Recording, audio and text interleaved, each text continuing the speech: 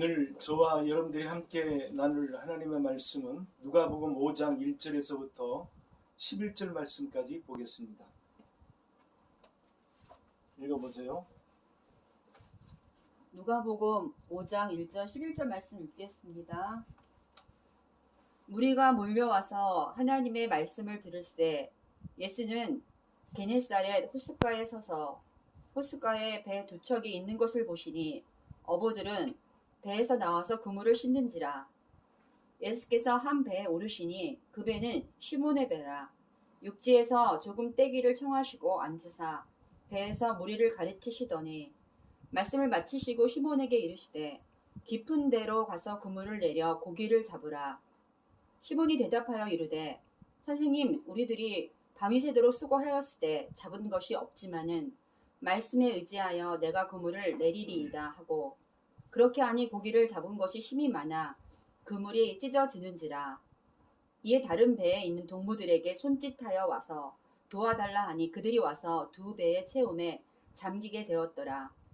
시몬 베드로가 이를 보고 예수의 무릎 아래에 엎드려 이르되 주여, 나를 떠나소서, 나는 죄인이로소이다 하니 이는 자기 및 자기와 함께 있는 모든 사람이 고기 잡힌 것으로 말미암아 놀라고 세베대의 아들로서 시몬의 동업자인 야고보와 요한도 놀랐습니다. 예수께서 시몬에게 이르시되 무서워하지 말라.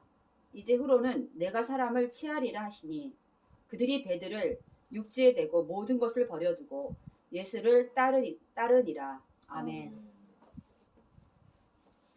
오늘 누가복음 5장 1절에서 11절 말씀을 통해서 왜 베드로는 물고기를 잡을 수 없었을까? 여러분들 같이 따라해 볼까요? 베드로는 왜 물고기를 잡을 수 없었을까? 오늘 본문 말씀에 누가복음 5장의 이 말씀을 제가 설교하기 위해서 유튜브에 떠 있는 여러 영상들을 한번 보고 한번 참조해 봤습니다. 그런데 대부분의 유튜브에 나와 있는 설교들이 어디에 초점을 두는 거 아니? 첫 번째 초점을 두는 데 보니까는 베드로가 밤이 맞도록 수고했는데 물고기를 잡을 수 없었다. 이 말씀을 되게 이런 식으로 적용을 하더라고요. 실패한 베드로에게 주님은 나타나셨다. 하나님은 실패한 현장에, 우리의 실패한 현장에 주님은 나타나셔서 베드로에게 성공을 주었다. 대부분 보면은 이 베드로가 실패했다. 그래서 주님이 이 실패한 베드로에게 나타나셔서 주님은 그에게 크나큰 성공을 주었다. 대부분 여기에 초점을 맞춰서 인생이 어떻게 하면은 성공할 수 있을까? 실패에서부터 성공할 수 있을까에 대한 초점의 그 말씀이 대부분 여기에 많이 말씀을 두고 말씀을 증거하더라고요. 그러면 여러분들에게 한번 질문을 한번 던져보겠습니다. 베드로는 밤이 맞도록 수고했는데 물고기를 못 잡았다. 과연 밤이 맞도록 수고해서 물고기를 못 잡았는데 이게 과연 물고기 못 잡은 그것이, 한 번에 물고기 못 잡은 것이 실패로 볼 수 있느냐? 저는 그렇게 볼 수 없다고 생각해요. 그건 하나의 과정이었지 그 자체가 실패라고 볼 수 없단 말이에요. 그러니까 이것을 실패라고 생각했기 때문에 주님이 나타나셔서 베드로에게 깊은 데 가서 그물을 내려라. 그러니까 베드로는 어떻게 그 말씀에 순종해서 그는 어떻게 큰 물고기들을 잡아서 그물이 찢어질 정도로 물고기를 잡아서 결국 주님이 그에게 어떻게 성공을 주었다. 과연 이런 설교의 그 내용들이 맞을까요? 그러면은 베드로가 주님의 말씀에 순종해서 성공을 했다고 한다면은 그러면 실패한 것은 베드로가 순종하지 않았기 때문에 실패했다는 겁니까? 말씀을 이런 식으로 해석하는 것은 굉장히 문제가 있다고 봅니다. 성공을, 이 구속사인 이 하나님의 이 말씀을 이 실패와 성공을 갖고 이런 부분을 갖고 설교한다는 것 자체가 오늘 본문의 말씀의 본질에서 어긋나는 거라 이렇게 생각을 합니다. 그러면은 오늘 이 베드로는 왜 물고기를 한 마리도 잡을 수 없었을까? 근데 성경에 보면은 오늘 이 누가복음 5장과 그 다음에 요한복음 21장에 보면은 이 두 사건이 나오는데, 하나의 사건은 예수님께서 십자가를 중심으로 해서 베드로에게 나타났던 이 사건과 그 십자가 이후에 주님이 부활하셔가지고 베드로에게 또 나타났던 장면이 이 요한복음 21장에 보면 두 장면이 나오는데, 이 두 장면마다 베드로는 어떻게 하냐, 물고기를 한 마리도 잡지를 못해요. 근데 여러분들 좀 우리가 생각해 봐야 될 건데, 베드로는 여러분들이 잘 알다시피 어부입니다. 그리고 예수님의 그 제자 가운데 12명의 제자 가운데 대부분 그 생업이 어부를 했던, 그 생업을 가졌던 그 제자들을 주님께서 어떻게 다 제자들을 불렀던 걸 볼 수 있어요. 그러면은 그들이 베드로 혼자 나가가지고 물고기를 잡은 것이 아니라 세베대 아들 요한도, 그 다음에 세베대도 같이 요한복음 21장에 보면 같이 이 고기를 잡으러 갔거든요. 근데 그들이 다 바다에서 잔뼈가 굵었던 사람인데 어떻게 해서 밤에 맞도록 고생을 하고 수고했는데 물고기를 어떻게 한 마리도 못 잡느냐고. 이거는 기적 아닙니까? 물고기를 못 잡을 수 있을 거라고 생각합니까? 여러분들 생각 어때요? 물고기를 과연 한 마리도 못 잡았을까요?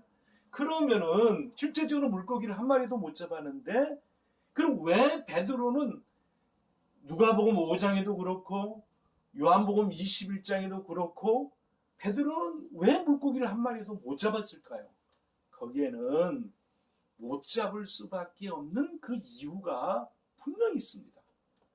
베드로가 물고기 한 마리도 못 잡았기 때문에 실패했다. 그 실패한 현장에 주님께서 나타나셔서 깊은 데 가서 그물을 내려서 말씀에 의지해서 그물을 내렸더니만 어떻게 물고기를 많이 잡았다. 결국 말씀에 순종해야지 우리의 인생을 어떻게 성공할 수 있고 해결할 수 있고 실패 현장에 어떻게 다시 한번 일어날 수 있다. 이런 식의 이 설교는 여러분들이 생각할 때 과연 여러분들 이 설교가 여러분들의 마음에 와 닿습니까? 저는 그런 그 설교의 그 내용들이 하나도 제 마음에 와닿지 않습니다. 그리고 베드로가 물고기를 못 잡았던 그 이유가 실력이 없어서 못 잡은 겁니까? 과연 베드로는 실력이 없어서, 아니면 실력이 없어서 또는 운이 따르지 않아서 그래서 이 고기를 못 잡은 겁니까? 아니, 하나님 말씀에 순종하지 않았기 때문에 고기를 못 잡은 겁니까?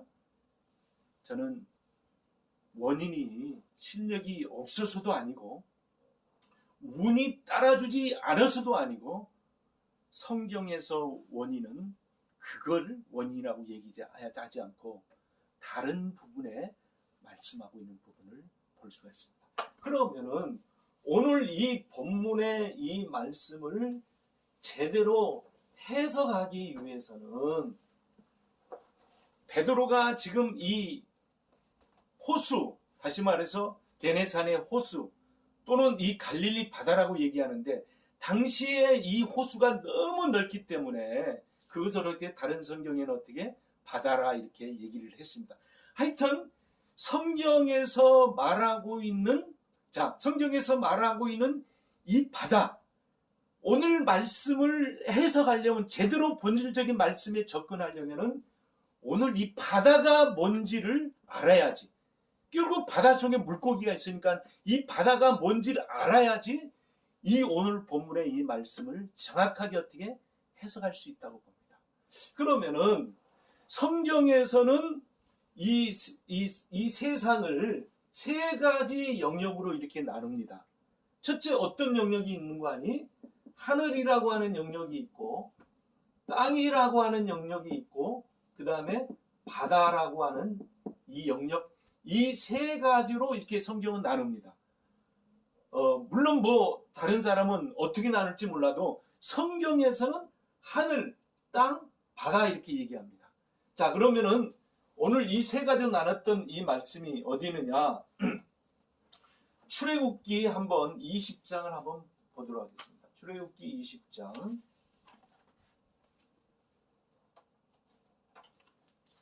출애굽기 20장 어디를 보냐면요. 4절 한번 말씀을 한번 읽어보세요. 네, 출애굽기 20장 4절. 너를 위하여 새긴 우상을 만들지 말고 또 위로 하늘에 있는 것이나 아래로 땅에 있는 것이나 땅 아래 물속에 있는 것에 어느 형상도 만들지 말며. 예, 여기서 보면은 세 가지 영역을 얘기하고 있죠. 우상을 만들지 말되 하늘에 있는 것이나 아래로 땅에 있는 것이나 땅 아래 물속에 있는, 이 물속에 있는 게 뭐지? 바다를 얘기하는 거죠. 그래서 성경은 이렇게 하늘, 땅, 바다 이 세 가지 영역으로 이렇게 구분되어 있어요. 그러면은 하늘이 의미하고 있는 그 내용이 뭐냐면은 한번 성경 한번 또 찾아봅시다. 하늘은 뭘 얘기를 하냐면은 사도행전 7장 사도행전 제 7장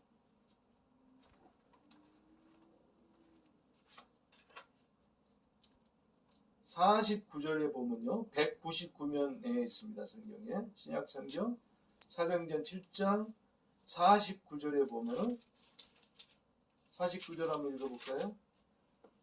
사도행전 7장 49절이요. 주께서 이르시되 하늘은 나의 보좌여 땅은 나의 발 등상이니 너희가 나를 위하여 무슨 집을 짓겠으며 나의 안식할 처소가 어디냐. 하늘은 누가 있는 거라고 성경이 얘기하고 있냐면은 나의 보좌. 나의 보좌다 이렇게 얘기하고 있어요. 그러니까는 결국 하늘은 누가 계신다는 얘기입니까? 하나님의 보좌. 다시 말해서 하나님이 계신 곳. 그것을 어떻게 성경에서는 하늘이다 이렇게 표현을 합니다. 그리고 땅은 이게 뭐냐? 땅은 나의 발등상. 땅은 누가 사는 거냐면은 하늘은 하나님이 계신 곳으로, 그 다음에 땅은 누가 있는 곳으로 얘기하냐면은 창세기, 자, 이 부분은 시간이 없기 때문에 찾지 말고 창세기 1장에 보면은 땅은 누가 있냐면은 사람이 사는 곳이다. 사람이. 그리고 그러면 하늘은 하나님이 계신 곳이고 땅은 사람이 있는 곳이고, 자, 오늘 이 메시지를 누가복음 5장 메시지를 풀 수 있는 유일한 길은 이 바다를 제대로 성경에서 말하고 있는 이 바다를 제대로 알아야지 오늘 이 메시지의 이 본질적인 의미에 접근할 수가 있어요. 바다는 이게 성경에서 말하는 바다는 뭐냐? 자, 한번 볼까요? 이사야 27장을 한번 볼까요?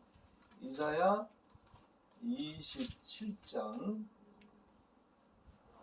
성경에서 말하고 있는 바다는 어떤 의미를 갖고 있나? 이사야 27장 1절을 한번 읽어보세요. 네, 이사야 27장 1절 말씀. 그날에 여호와께서 그의 견고하고 크고 강한 칼로 날랜 뱀 리워야단 곧 꼬불꼬불한 뱀 리워야단을 벌하시며 바다에 있는 용을 죽이시리라. 자, 니워야단을 벌하시며 바다에 있는 용을 죽이시니라. 그러면 니워야단이 뭐란 얘기입니까? 용이란 얘기죠. 용. 니워야단 용. 그러니까 용이 사는 곳. 자, 하늘에는 하나님이 계신 곳, 땅에는 사람이 있는 곳, 그 다음에 바다는 누가 있는 곳이라고 얘기했어? 용. 니워야단이 있는 곳을 이 바다야. 그게 바다는 누가 있는 것이요? 용, 마귀, 사단 얘기를 한단 말이에요. 자, 다른 성경 구절 한번 찾아봅시다. 다른 성경 구절 요나서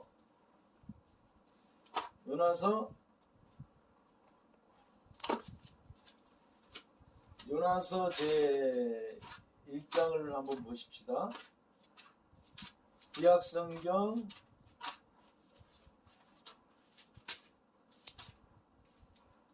아모스, 오바다, 그 다음에 요나서 2장 1288면입니다. 요나서 2장 1절에서부터 3절까지 한번 보겠습니다. 한번 읽어보세요. 요나서 2장 1절부터 읽겠습니다. 요나가 물고기 뱃속에서 그의 하나님 여호와께 기도하여 이르되 내가 받은 고난으로 말미암아 여호와께 불러 아뢰었더니 주께서 내게 대답하셨고 내가 수올의 뱃속에서 부르짖었더니 주께서 내 음성을 들으셨나이다. 주께서 나를 깊음 속 바다 가운데에 던지셨으므로 큰 물이 나를 둘렀고 주의 파도와 큰 물결이 다 내 위에 넘쳤나이다. 요나가 불순종해서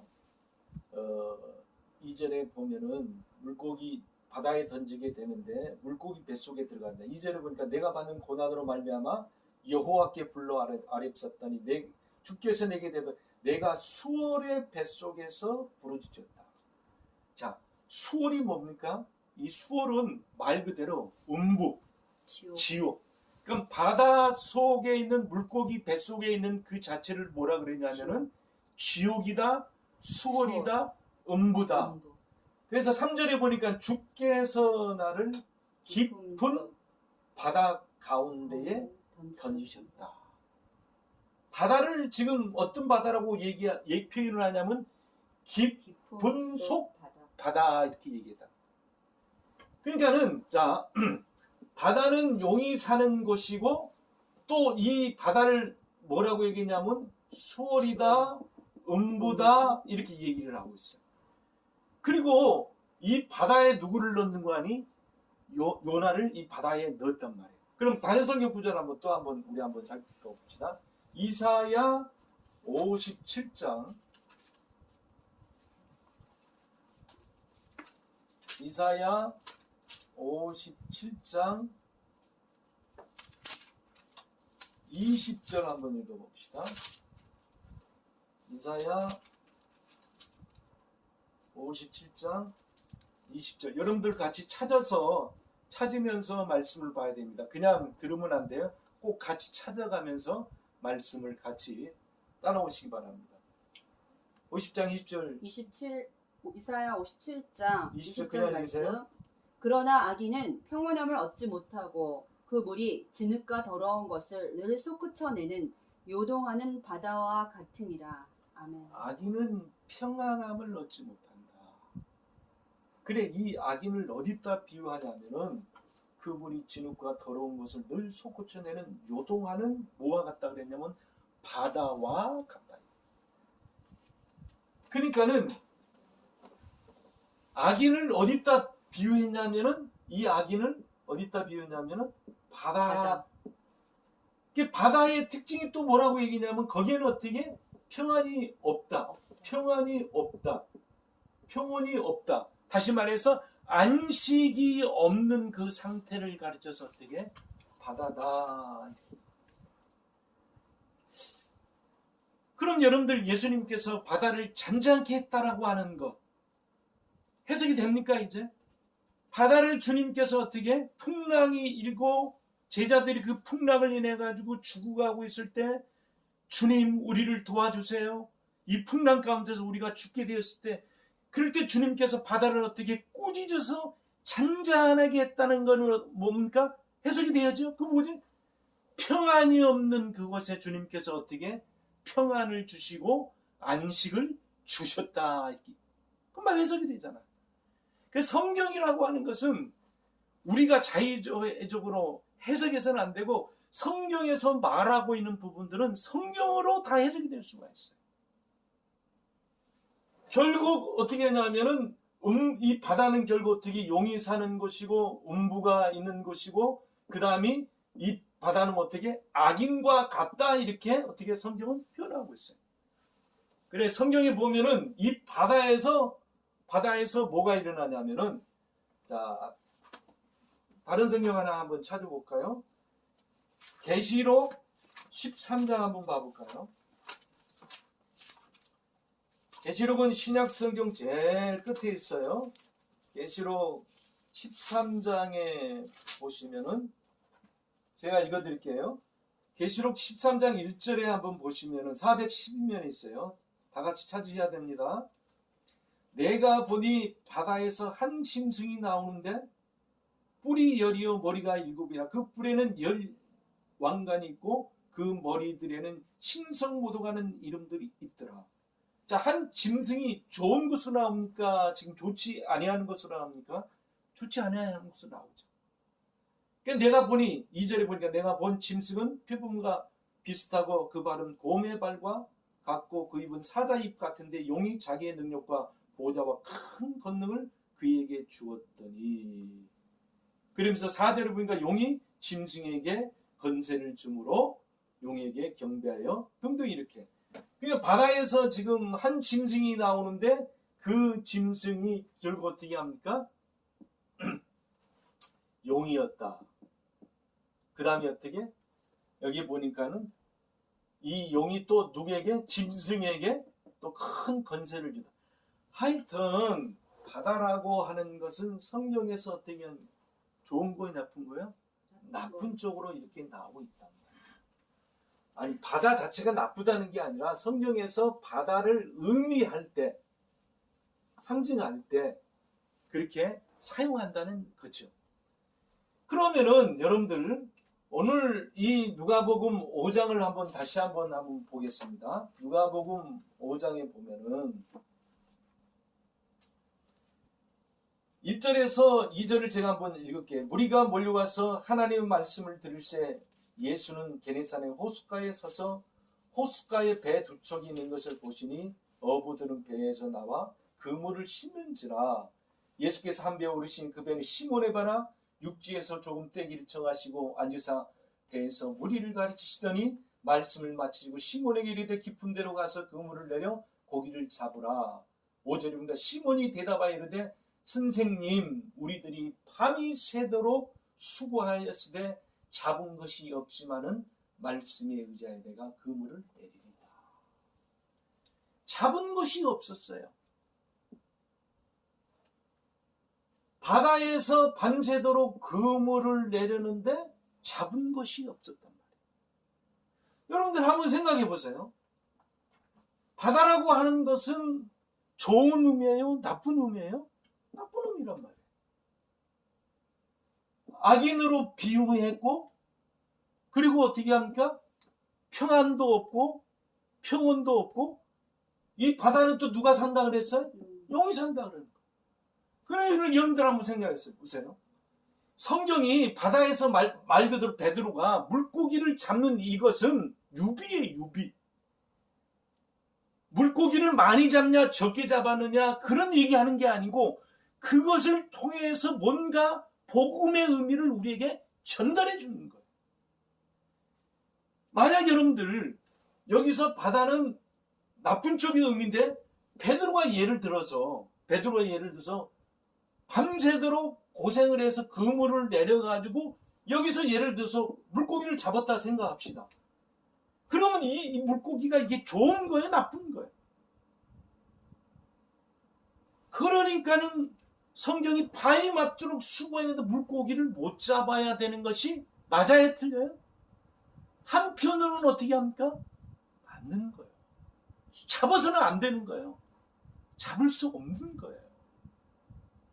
그러니까는 베드로는 바다에 나가서 그물을 내리면은 어떻게 한 마리도 잡아요, 못 잡아요? 못 잡는다. 이게 못 잡는 게 어떻게 정상이에요. 잡아서는 안 되는 거예요. 그리고 또 어떻게 하냐면 베드로는 좀 더 이따 이 결과적으로 얘기를 하겠지만 베드로는 어떻게 절대로 이 물고기를 어떻게 하냐면 잡을 수 있느냐 없느냐 없어요. 잡을 수 없게끔 되어 있는 거예요. 그럼 베드로가 물고기를 못 잡은 그것이 여러분들 실패입니까? 성경을 그런 식으로 해석하고 성경을 그런 식으로 설교를 하기 때문에 오늘날 성도들이 말씀을 어떻게 더 가까이 하기보다는 어떻게 말씀을 더 멀리 하게 된단 말이에요. 말씀에 대한 신비가 없고 말씀을 보면은 뭐 꿀송이처럼 단다르는데 어떻게 이것이 이런 식으로 설교를 해서는 어떻게 그 말씀이 꿀송이처럼 달겠습니까? 절대로 그렇게 설교해서는 베드로가 고기를 못 잡은 것이 실패했다라고 설교를 한다면은 어떻게 하냐면 절대로 잡을 수 없어요. 그 다음에 여러분들 두 번째, 오늘 설교의 문제점 두 번째는 또 뭐냐면요, 이런 거예요. 베드로가 밤새도록 수고해서 고기를 못 잡았다. 그래서 말씀에 의지하여 그물을 내려는데 주님은 하필이면 어떻게 했냐면 깊은 데 가서 그물을 내리라고 했습니다. 당시에 그 조업 형태를 보면은 이 학자들이 그걸 이제 아는 거예요. 깊은 데는, 이 낮에는 깊은 데는 절대로 어떻게 고기가 없다는 거예요. 여러분들, 성경을 해석하는 데 있어서 조업 형태를 알아야지 성경을 해석할 수 있습니까? 우리가 꼭 그때 당시에 그 어업 형태를 알아야지 성경을 대체하기에 해석할 수 있는 겁니까? 저는 아니라고 생각해요. 조업 형태를 몰라도 또는 어업 형태를 몰라도 성경은 성경으로 해석하는 거지. 하나님의 말씀은 하나님의 말씀으로 해석하는 거지. 어떤 조업 형태를 가르쳐서 그 형태를 갖고 얘기를 해야지 성경을 더 깊게 해석할 수 있다라고 하는 것은 어떻게 잘못된 거예요. 그래서 베드로는 어떻게 하냐면 깊은 데 가면은 분명히 고기가 없다라고 하는 것은 베드로는 알고 있음에도 불구하고 하나님의 주님이 말씀이 그렇게 말씀을 하시니까는 어떻게 하냐면은 각오를 하고 깊은 데 가가지고 그물을 내렸다. 그러니까 베드로는 어떻게 그 말씀에 결단을 내려서 어떻게 했냐면은 그물을 내렸다. 여러분들이 이게 말이 되는 겁니까? 과연 결단을 내려야지 과연 고기를 잡을 수 있는 거예요. 순종을 해야지 고기를 잡을 수 있는 거예요. 저는 그렇게 해석을 해서는 안 된다고 생각합니다. 그럼 왜 주님께서 깊은 데 가서 그물을 내려서 고기를 잡으라 이렇게 얘기를 해요. 성경에서 깊은 데가 어떤 것을 얘기하고 있어요? 바다를 얘기하잖아요. 성경에서 어떻게? 바다는 결국 뭐라고 했냐면 깊은, 이렇게 얘기를 하고 있다. 자, 요나서 다시 한번 볼까요? 요나서 2장을 한번 다시 한번 보면 호세야, 오바댜, 그 다음에 요나서 2장 1288년에 2장 2절에서 3절 제가 읽을게요. 이르되 내가 받은 고난을 말미암아 여호와께 불러 아뢰었더니 주께서 내게 대답하시고 내가 수월의 뱃속에서 부르짖었더니 주께서 내 음성을 들으셨나이다. 3절에 보니까 주께서 나를 깊은 속 바다 가운데 던졌으므로, 이렇게 바다는 어떻게 하냐면은 다 깊은 곳으로 표현되는 거예요. 그러니까 바다가 어떻게 얕은 데가 있느냐, 또 깊은 더 깊은 데가 있느냐, 이 두 가지로 나는 게 아니라 바다는 처음서부터 어떻게 성경이 어떻게 깊은 거라. 그러니까 여러분들 우리가 시중에 제가 유튜브에서도 이 누가복음 5장에 대한 이 내용을 한 10개 이상을 한번 어떻게 설교를 하나 해석을 하나 다 들어보니까는 이 낮에는 이 깊은 곳에서는 절대 물고기를 잡을 수 없다. 어업 형태가 지금 그것을 갖고 얘기를 하면서 이 깊은 데서 그물을 내린다라고 하는 건 진짜 말도 안 되는, 인간의 이성으로 도저히 납득이 안 가는 그런 일을 베드로한테 믿음으로 순종해서 결단해서 내렸기 때문에 물고기를 잡았다. 지금 받은 내용입니까? 자, 또한 성경 한 군데 한번 찾아보겠습니다. 요나서 다음에 성경이 뭐냐? 미가입니다. 미가서 7장에 보면은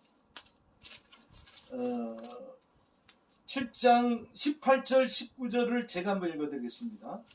미가서 7장 18절 19절에 보니까 주와 같은 신이 어디 있으리까? 주께서는 죄악과 그 기업의 남은 자의 허물을 사유하시며 인애를 기뻐하심으로 진노를 오래 품지 아니하시나이다. 19절에 다시 우리를 불쌍히 여기셔서 우리의 죄악을 발로 밟으시고 우리의 모든 죄를 바다에 던졌다라고 얘기합니까? 그 앞에 뭐가 붙어있죠? 깊은 바다에 던지시리이다. 우리의 죄를 어떻게? 깊은 바다에 던지시리이다. 그러니까 바다를 표현할 때 얕고 깊고 얕고 두 가지로 이렇게 나누는 것이 아니라 처음부터 성경은 어떻게 바다는 어떻게 깊다 그러는 거예요. 그러니까 여기다 그물을 내리는 거는 뭐 결단이 필요한 것도 아니고 그냥 바다는 어떻게 깊기 때문에 그냥 내린 거예요. 그리고 또 누가복음 5장에 보니까는 내가 말씀에 의지하여, 여기서 말씀에 의지하여 내가 그물을 내린다 할 때 성경에 보면은 이 의지라고 하는 이 말을 이렇게 해석했는데, 원어에 보면 이 의지라고 하는 거는 이 성경을 해석하는 사람이 의용한 거예요. 의지가 아니에요. 의지란 말이 없어요. 원문에 보면은 뭘로 되냐면은 앞이라는 이 단어로 되어 있는데 레마, 흘레마, 앞이 이렇게 되어 있어요. 그러니까 이 레마는 뭐냐면은 말씀의 말씀을 말씀인데 말씀도 두 가지가 있는데 로고스가 있고 이 로고스가 있고 레마가 있는데 이 로고스는 일반적인 말, 우리가 하는 이 말 또는 어른들이 하는 말을 어떻게 말씀 이렇게 일반적인 말을 할 때는 말씀을 할 때는 이 존칭어로 이 로고스라 그러고, 이 로고스보다도 어떻게 내 개인적으로 이 말씀 내게 꽂혔다, 내게 이것이 생명이 됐다, 내게 이것이 어떻게 생기가 됐다 할 때 이 말을 어떻게 그냥 내마라 그러는데, 이걸 내마라 그러는데, 그래서 베드로에게 깊은 데 가서 그물을 내려라 그랬더만 이 베드로가 내가 말씀에 의지하여, 그러니까 이 어떻게 말씀에 의지하여 이렇게 했는데 이 앞이는 뭐냐면 레마, 이 베드로가 그 말에 어떻게 꽂혔어요. 그 말이 어떻게 베드로에게 생명으로 와닿았다는 거예요. 이제 베드로가 이제 이해를 했다는 얘기예요.